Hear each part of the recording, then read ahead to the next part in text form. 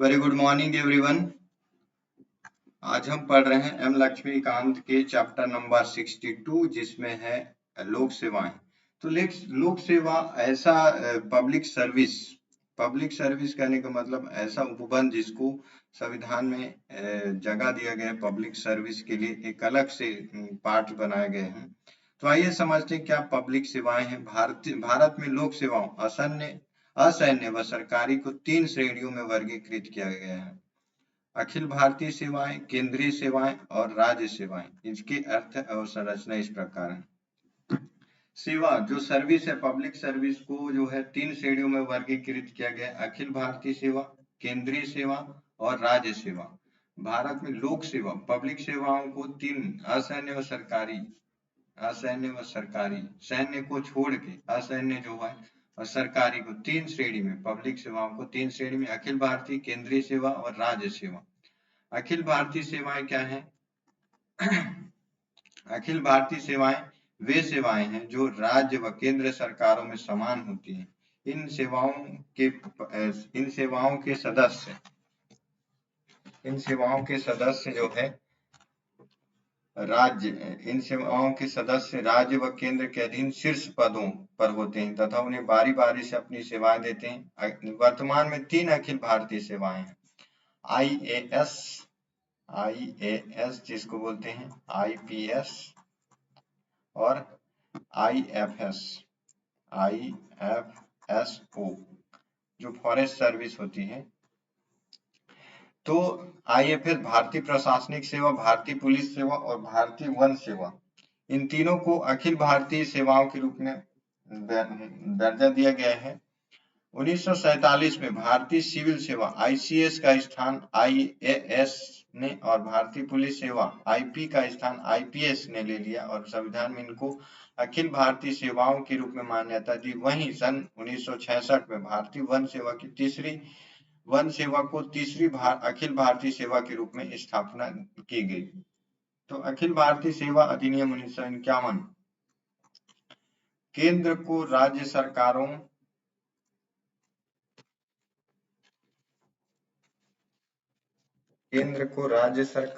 तथा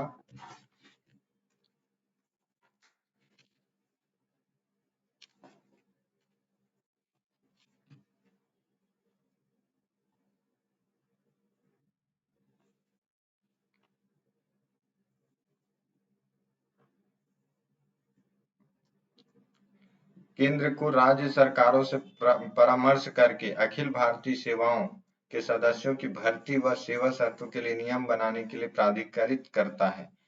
जो सिविल सेवा अधिनियम क्या है? भारतीय सेवा अधिनियम 1951 केंद्र को राज्य सरकारों से परामर्श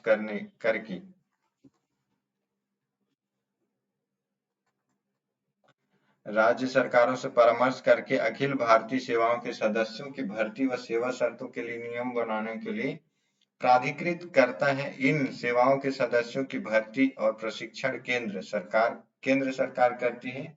उनकी भर्ती और प्रशिक्षण केंद्र, परंतु वे कार्य करने के लिए विभिन्न राज्यों में भेजे जाते हैं। वे विभिन्न राज्य काडर से संबंधित होंगे, परंतु केंद्र का इस संबंध में कोई काडर नहीं। वे केंद्र में प्रतिनियुक्ति पर कार्य करेंगे तथा नियत कार्यकाल के पश्चात वापस संबंधित राज्यों में चले जाएंगे। केंद्र सरकार एक सुस्थापित सेवाकाल प्रणाली के अंतर्गत प्रतिनियुक्ति पर इनकी सेवाएं लेती है, सेवाएं ले आती हैं। यहाँ ध्यातव्य है कि विभिन्न राज्यों में उनके विभाजन के बावजूद से अखिल भारतीय सेवाएं पूरे देश में समान अधिकार और दर्जा और एक समान वेतनमान से एक ही सेवा बन जाती है। उनको वेतन और पेंशन राज्यों द्वारा दिए जाते हैं।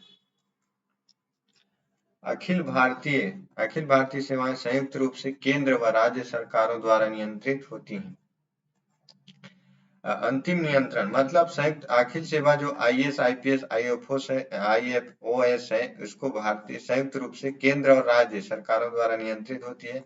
अंतिम नियंत्रण केंद्र सरकार द्वारा व तत्कालिक नियंत्रण राज्य सरकार द्वारा होता है। इन अधिकारियों के विरुद्ध कोई भी अनुशासनात्मक कार्यवाही शास्त्रियों का आरोपण केवल केंद्र सरकार द्वारा की जा सकती है।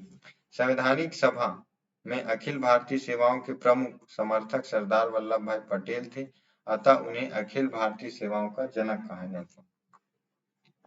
संवैधानिक जो सभा थी, संवैधानिक सभा कहने का मतलब वे सभा जिसके द्वारा संविधान सभा में संविधान की रचना की गई, उस सभा में अखिल भारतीय सेवाओं के प्रमुख समर्थक सरदार वल्लभ भाई पटेल थे, अतः उन्हें अखिल भारतीय सेवाओं का जनक कहा जाता है।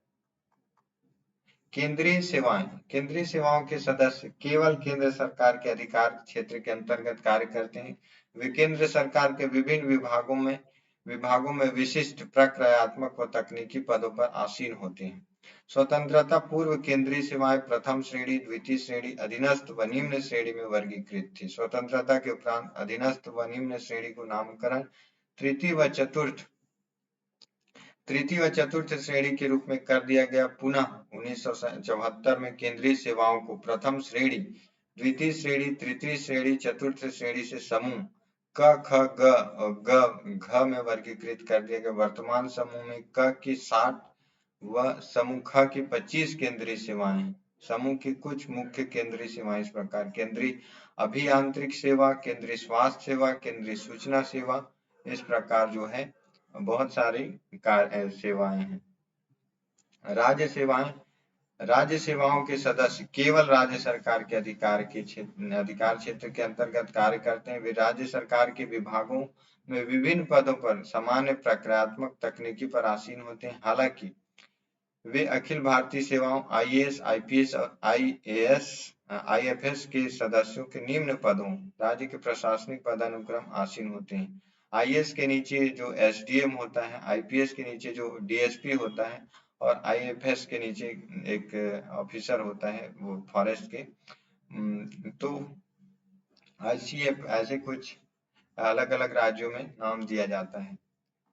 तो अलग अलग राज्यों में सेवाओं की संख्या अलग अलग हो सकती है, तथापि वे सेवाएं जो सभी राज्यों में समान होती हैं। सिविल सेवा, पुलिस सेवा, मत्स्य पशु चिकित्सक न्यायिक सेवा, सहकारी सेवा, पंजीकरण सेवा, बिक्री सेवा, जल अभियांत्रिक, प्रत्येक सेवा का नाम उनके राज्य के नाम पर रखा गया है, अर्थात राज्य का नाम उस सेवा से पूर्व जोड़ दिया जाता है। उदाहरण आंध्र प्रदेश में या आंध्र प्रदेश सिविल सेवा और आंध्र प्रदेश पुलिस सेवा, आंध्र प्रदेश वन सेवा, आंध्र प्रदेश चिकित्सा सेवा से प्रतिष्ठित सभी सेवा राज्यों में सिविल सेवा, इसे प्रशासनिक सेवा भी कहा जाता है, सबसे प्रतिष्ठित सेवा। केंद्रीय सेवाओं की तरह राज्य सेवाएं भी 4 श्रेणियों में वर्गीकृत हैं। प्रथम श्रेणी ग्रुप ए, द्वितीय श्रेणी ग्रुप बी 2,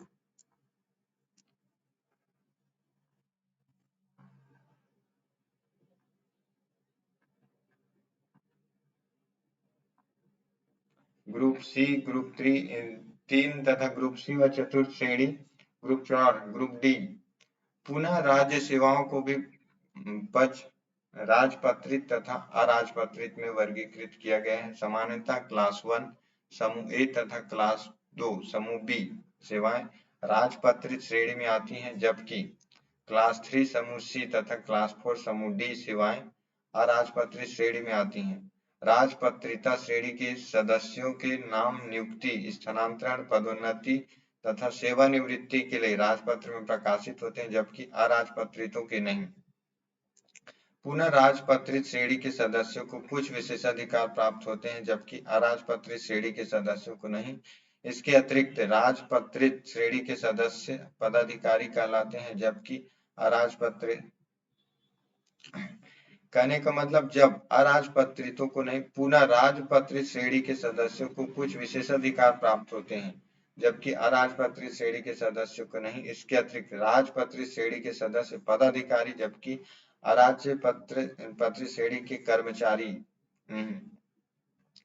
अखिल भारतीय सेवा अधिनियम के अंतर्गत व्यवस्था है कि भारतीय प्रशासनिक सेवा आईएएस, भारतीय पुलिस सेवा आईपीएस तथा भारतीय वन सेवा आईएफएस कैडर के 33% या 1/3 पद पर पदोन्नति द्वारा भरे जाएंगे। ये पद राज्य सेवाओं के पदाधिकारियों द्वारा चयन समिति के अनुशंसाओं द्वारा भरे जाएंगे, जो इसी उद्देश्य से राज्य सरकार द्वारा गठित की जाती है। इस समिति के अध्यक्ष संघ लोक सेवा के अध्यक्ष या सदस्य होते हैं। संवैधानिक उपबंध कहाँ गया है? संविधान में भाग 14 में अनुच्छेद 308 से 314 में अखिल भारतीय सेवाओं, राज्य सेवाओं और केंद्रीय सेवाओं से संबंधित उपबंध किए गए हैं। अनुच्छेद 308 यह स्पष्ट करता है कि ये उपबंध जम्मू कश्मीर राज्य से के लिए लागू नहीं है। भर्ती तथा सेवाएं। अनुच्छेद 309 संसद व राज्य विधायिका को क्रमशः केंद्र व राज्य सरकारों के अधीन लोक सेवाओं के अंतर्गत किसी पद पर नियुक्त व्यक्ति की भर्ती व सेवा शर्तों के नियमन करने के लिए शक्तियां प्रदान करता है। इन कानूनों के बनने तक राष्ट्रपति व राज्यपाल इन मामलों के विनियमन के लिए नियम बना सकता है। किसी भी व्यक्ति की लोक सेवा में भर्ती के तरीकों में शामिल है नियुक्ति, चयन, प्रतिनियुक्ति, पदोन्नति तथा स्थानांतरण द्वारा नियुक्ति। एक लोक सेवक की सेवा शर्तों में शामिल है वेतन, भत्ते,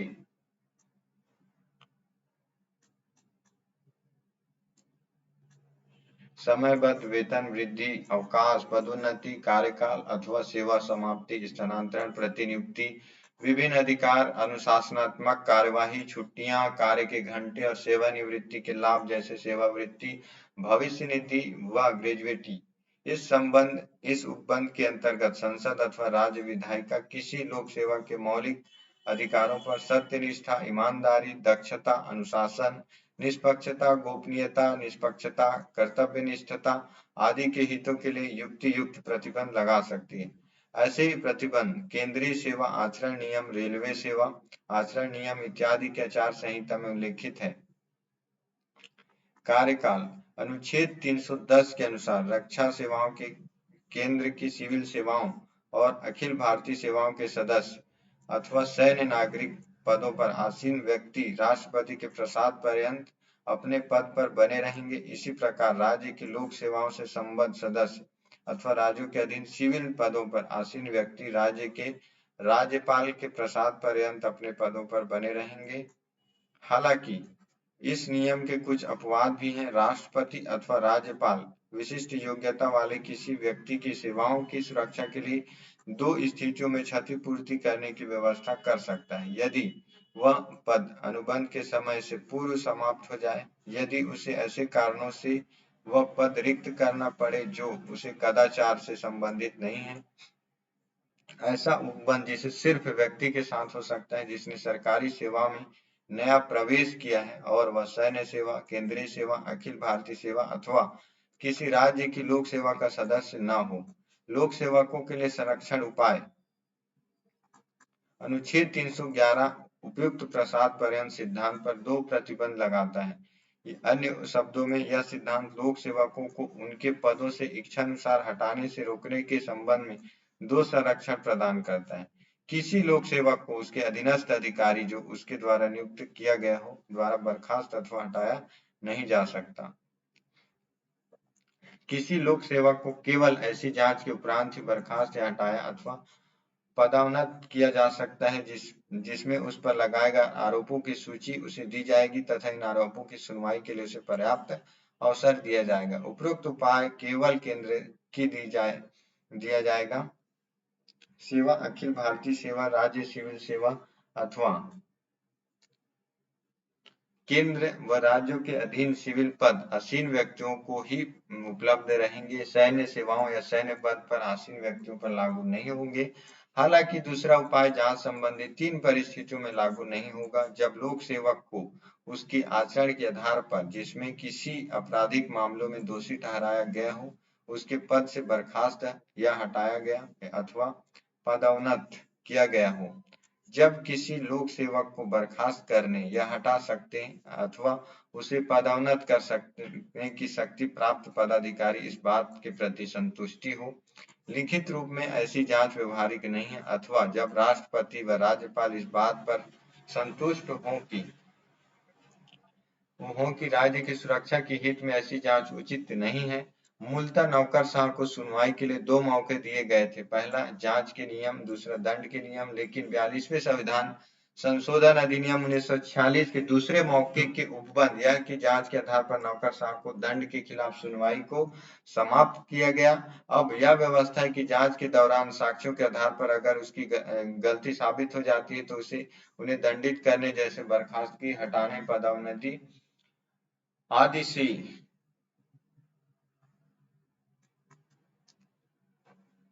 पहले सुनवाई का मौका नहीं दिया जाएगा। उच्चतम न्यायालय ने उक्ति सुनवाई का उक्ति मौका को ध्यान में रखते हुए उपरोक्त उल्लिखित दूसरे रक्षा उपायों में शामिल किए हैं। स्वयं के अपराध से इनकार करने और स्वयं को निर्दोष सिद्ध करने का अवसर उसे बताया जाए कि उस पर लगे आरोपों व अभियोग का आधार क्या है, उसके विरुद्ध प्रस्तुत की किसी गवाह अथवा स्वयं का अथवा उसके बचाव में प्रस्तुत किसी गवाह का अपने बचाव के लिए परीक्षा का अवसर, अनुशासनात्मक प्राधिकारी जांच प्राधिकारी की रिपोर्ट की एक प्रति अभियुक्त सिविल सेवा को अध्ययन के लिए देगा और उस पर विचार करने से पूर्व उस सिविल सेवा की टिप्पणी मांगेगा। अखिल भारतीय सेवाएं के संबंध में अनुच्छेद 312 में निम्नलिखित उपबंध है। यदि राज्यसभा एक प्रस्ताव पारित करे कि ऐसा करना राष्ट्र हित में आवश्यक अथवा उचित है तो संसद एक नवीन अखिल भारतीय सेवा न्यायिक सेवा सहित सृजन कर सकती है। ऐसे किसी संकल्प का राज्यसभा में उपस्थित और मतदान करने वाले सदस्यों के 2/3 बहुमत से पारित होना आवश्यक है। राज्यसभा को यह शक्ति संघ की में राज्यों के हितों की सुरक्षा के लिए दी गई है। 308 अनुच्छेद व्याख्या करता है जो अखिल भारतीय सेवा 309 में संघ और राज्य में सेवारत व्यक्तियों की नियुक्ति तथा सेवा शर्तें, 310 संघ अथवा राज्य की सेवा में संलग्न व्यक्तियों की सेवा अवधि, 311 संघ अथवा राज्य के अंतर्गत सिविल सेवा में कार्यरत व्यक्तियों की बर्खास्तगी, सेवा विमुक्ति तथा पदोन्नति, 312 में अखिल भारतीय सेवाएं, 312 कतिपय सेवाओं के पदाधिकारियों की सेवा शर्तों को बदलने अथवा समाप्त करने की संसद की शक्ति, 313 संक्रमणशील प्रावधान, 314 कतिपय सेवाओं के कार्य सेवारत अधिकारियों की सुरक्षा संबंधी प्रावधान निरस्त। संसद अखिल भारतीय सेवाओं में नियुक्ति व्यक्तियों की भर्ती व सेवा शर्तों का नियमन कर सकती है। तदनुसार इस उद्देश्य के लिए संसद ने अखिल भारतीय सेवा अधिनियम 1951 अधिनियमित किया। ये सेवाएं संविधान प्रारंभ होने के समय 26 जनवरी 1950 को भारतीय प्रशासनिक सेवा तथा भारतीय पुलिस सेवा इस उपबंध के अंतर्गत संसद द्वारा स्थापित सेवाएं मानी जाएंगी। अखिल भारतीय न्यायिक सेवा के अंतर्गत कोई भी पद जिला न्यायाधीश से कमतर नहीं होने चाहिए। इस सेवा का सृजन करने वाले विधि को 368 में के तहत संविधान में संशोधन नहीं माना जाएगा। यद्यपि 42वें संविधान संशोधन अधिनियम 1976 में अखिल भारतीय न्यायिक सेवाओं के सृजन की उपबंध किया गया, परंतु अब तक ऐसा कोई विधि नहीं तैयार किया गया है। अन्य प्रावधान 312 का 28वें संविधान संशोधन अधिनियम 1972 द्वारा अंतर्वेशी संसद को यह अधिकार देता है कि 1950 से पूर्व क्राउन इन इंडिया की सिविल सेवा की नियुक्त व्यक्तियों की सेवा शर्तों को परिवर्तित कर सके अथवा हटा सके। अनुच्छेद 313 संक्रमण कालीन उपबंधों से संबंधित यह कहता है कि जब तक अन्यथा कोई व्यवस्था न हो 1950 से पूर्व की लोक सेवाओं से संबंधित कानून रहेंगे। अनुच्छेद 314 में विशिष्ट सेवाओं के मौजूदा अधिकारियों